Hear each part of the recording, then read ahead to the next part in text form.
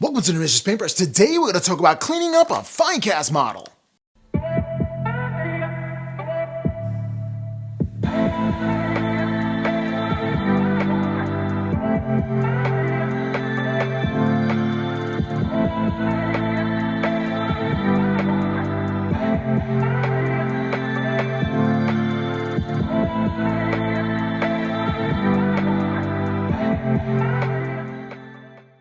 Finecast models, well, they've gotten a bad rap, and with pretty good reason. You see, part of the casting process leaves bubbles, and the bubbles get trapped within the detail. And then you have gaping holes in which you have to fill in. And, although with the Rune Priest that I actually am opening up, there wasn't many holes, and I was blessed by it. But GW does have a good return policy.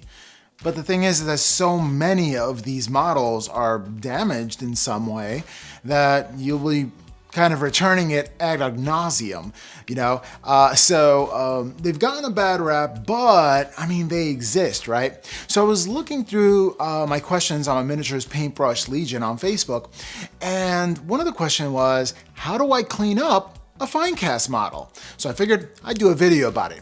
So let's get down to the table.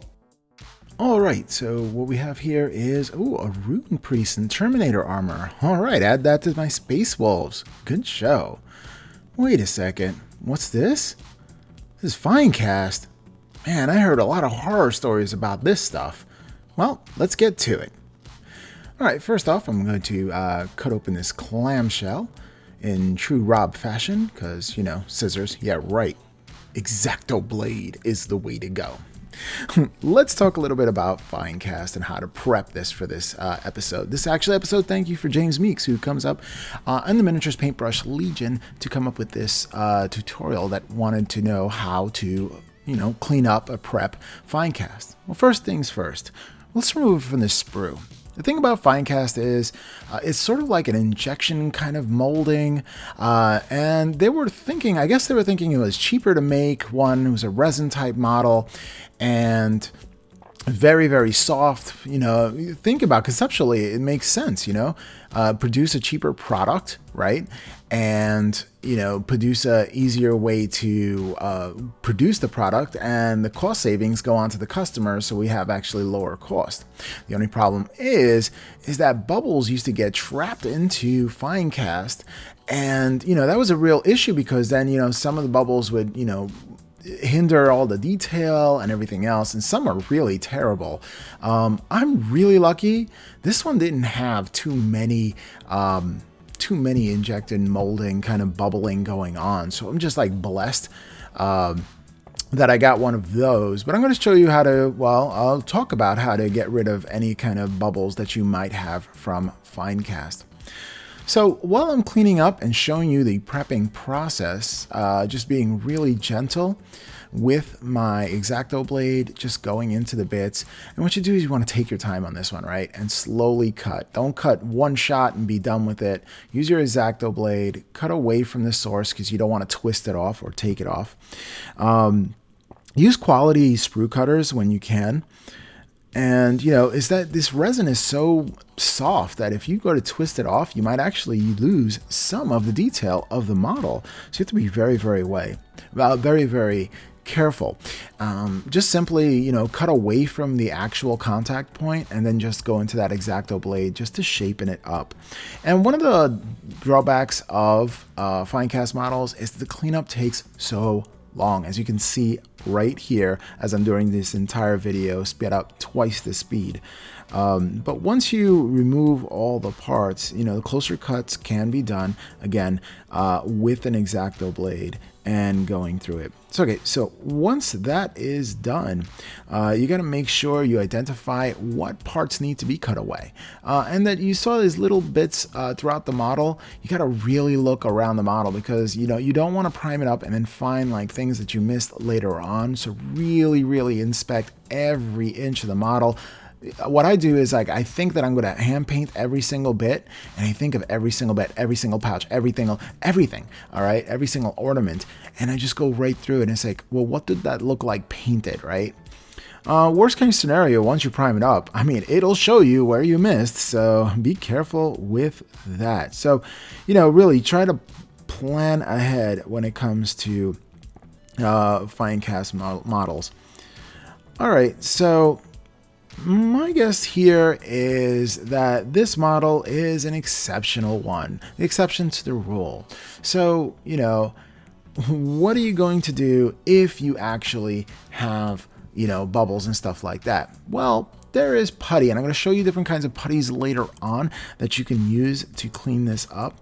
And then, you can always do some milliput, or, you can do some green stuff, which we know how to do ad nauseum. But since I don't have any issues with this one, thank goodness, right? I'll just show you how to gently remove all the injection points. And man, oh man, are there a lot of injection points? And I mean a lot. I mean nauseating amount. I mean, one of the things about Finecast, which is kind of cool, is that you don't have all these mold lines, but you have all these injection points. And they're always, it seems to be, at the most inconvenient spots too. So you're sort of like molding, or maybe even sculpting with the X-Acto blade just to get this out, and to form the little areas that you left behind from the molding process right there. One of the things you could do, if you need actual little balls, so you can have let's say if you mess up a bolt or something like that on the arm, or things like that, charcoal shards from those water filters that you have, like the Britas and stuff like that, if you open that up, those little charcoal shards actually do well as bolts. So you can actually put bolts on there from that itself. And like I said, the process of working with Finecast, it's not the fact that it's, well, one, it's the fact that it's an inferior product, okay? It really is. I mean, again, in theory, this product was, going to be the be-all, end-all. It was going to make a lot of profit for GW because they're producing things at a lower rate, and if they decide to lower their prices, they will. But they knew that they had an audience base, and the owner of GW at the time, I mean, it really seemed like a money grab at this point. But they could have lowered the prices if they wanted to, because this was really cheaply made, and it honestly shows, in my opinion.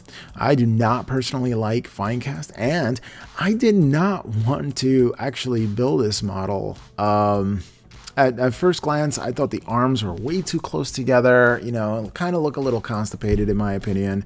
But I never did do this, so, and I have it on my shelves now, thanks to friend of the channels and James Meeks, who bought this for me, and I appreciate that he bought it for me, although I never, I dreaded working on it. So, I kind of got hardcore here, and because I knew how much cleaning up I had to do. Okay, so next up, let's get this flat by using some files. Now, some people use all different kinds of files, like a soft file. I go for metal files only because, I'm very delicate with my hand, my touches. So I usually don't grind down too much. But if you're a little heavy-handed, even a little heavy-handed, I highly, and I mean highly recommend that you get a soft file, because it's pliable and it gives a little more give. Again, I've been around these models and working with resin, not really Finecast. This is the first time I ever worked with Finecast, so I figured, why not make a video about the first time I ever worked with something, so this way I can understand it. Another thing about Finecast that I do not like is all these shards. Look how dirty my hand is with shards of Finecast resin. And that's working with any resin, really. They kind of peel up on you, and when you scrape them up, not like flying plastic, which turns to dust. This actually turns into little shards. All right, so it's starting to look good. Missed the part in the back. You see it right underneath the jetpack, and you're gonna cut in a V formation. You see how it does that? Whenever you do a recess, I'm cutting into a V formation just to pluck that sucker out, and then it just pops out. And then at the remaining bit, be really careful, get that tip in there and reduce the motion of your hand. Notice that my finger is leaning on the foot right there. And that's to brace my hand to limit the motion. There, I found another injection mold. See, it seems like it never ends. Like there's always more. Now, I'm not saying this is completely free. I spotted some bubbles on the bottom of his gooch. I don't know if I can say that. But yeah, that's exactly where I spotted it there. And I'm really not worried about it because I feel awkward scraping that area, actually. All right, so here goes the foot there. Again, cleaning up. And one of the drawbacks, again, for Finecast models is all the incessant cleaning. As you can see, it is non-stop scrape city. Now, I understand that with plastic models, you do have some mold lines, and some of them are pretty bad because they're older models. And when I say older models, is that they've been pressed so many times, and then so many versions of it, and it cooled, the actual mold cooled off, and then they released it, and then they heated it up to pour some more, and then they cooled it, and they did that millions and millions of times. And as you do that, the actual mold itself begins to warp. It's just an eventuality. After millions and millions of times heating up and cooling off something, it warps.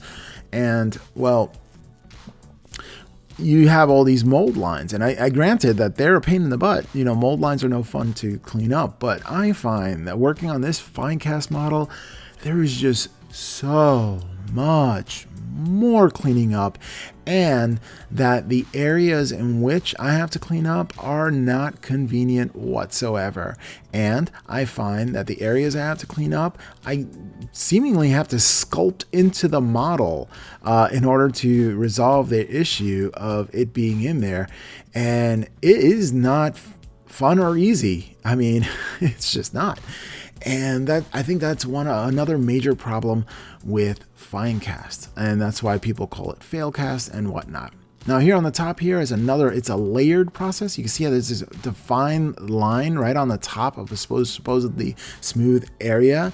What happens is that it kind of overlaps like that in the molding process, but you're gonna have to be very gentle, and you're gonna have to scrape that off. It's just gotta go. There's like no way that that's gonna even be close to acceptable for your finished model, because it's gonna look broken in a way. So you kind of want to avoid that. So take your time and remove any of those layered lines. That's what I called layered lines, right? This model is particularly interesting because it has a ton of runes on it. I think that it makes the model look a little busy, and so I'm gonna have to cut down on the amount of glowing runes that I put on there. Next up, boys and girls, children of all ages, please, please, please, this is a public service announcement. Drill out your gun barrels. Do not be afraid. Look how easy it is. I'm just taking my time. I made a little guide hole, and then I could just go to town and open it up. If you don't make a little guide hole before you start, the drill itself might walk around on you. That means it's not going to stay centered. That's when you have problems. So if you make a little guide hole before you do that, like press in a little bit, and then just start it real slow. And then once it catches, then you can go straight in. And that's it. Be careful of this part. Use a pin vise or a hand drill. I've used a Dremel tool even with this, but you know, the process itself, it's not painful. But if you do mess up the gun barrel, you could always put a little bit of green stuff, you know, sausage it out, wrap it around the gun, sculpt it the way you want to, be done with that. All right, here it is, complete. All the pieces, all the little injection points cleaned up. But now let's get rid of the mold release that's in the process and when they did that. And that's just like this extra layer that they put on there. That paint doesn't really adhere too well. Although I didn't feel any mold release, better safe than sorry. Now use cool water with this, because warm water will warp your model when it comes to Finecast. So using cool water here, a little bit of dish detergent, and then just soapy water going in there with a toothbrush. I wouldn't recommend, you know, brushing your teeth with that, but that's up to you. Okay, so let's talk about dealing with those imperfections, those bubbles. I use perfect plastic putty. I've actually used modeling paste from Liquitex. And I use Vallejo plastic putty as well. Just make sure you water it down a little bit and get it into the recesses. All right, so well, now the final thing here is priming it up, and we are definitely going to prime it up for a paint job for a tutorial on the channel coming up. I don't know exactly when, but coming up, because now that it's primed, it's going to bother me until I get it done. All right. All right, so that's what it is about, prepping up your model for Finecast. It's an arduous process, but, it can be done. Well, there it is. It's all primed up and ready for a painting tutorial.